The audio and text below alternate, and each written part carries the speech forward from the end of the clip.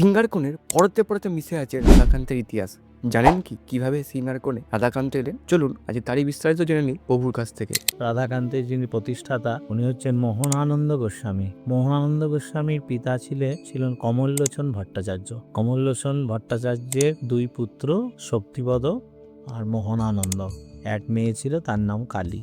তা মোহনানন্দ যখন জন্মেছিল তখন তার মা মারা গেছিল। সেই মোহনানন্দকে শান্তিপুরে অদ্বৈত গৃহে কমললোচন ভট্টাচার্য দিয়ে আসেন। সেইখানে উনি মানুষ হন। মানুষ হওয়ার পর পিতৃভিটে দর্শন করতে মোহনানন্দ আসেন। মোহনানন্দই রাধাকান্তকে প্রতিষ্ঠা করেন এবং মোহনানন্দ বৃন্দাবনে গিয়ে কৃষ্ণ বিগ্রহ দর্শন করে মোহনানন্দের ভাবের বিকাশ ঘটে। সেইখান থেকেই ভগবানের সেবা করবে মনোভাব নিয়ে উনি রাধাকান্তকে বৃন্দাবন থেকে নিয়ে আসেন। নিয়ে এসে উনি রাধাকান্তকে প্রতিষ্ঠা করেন।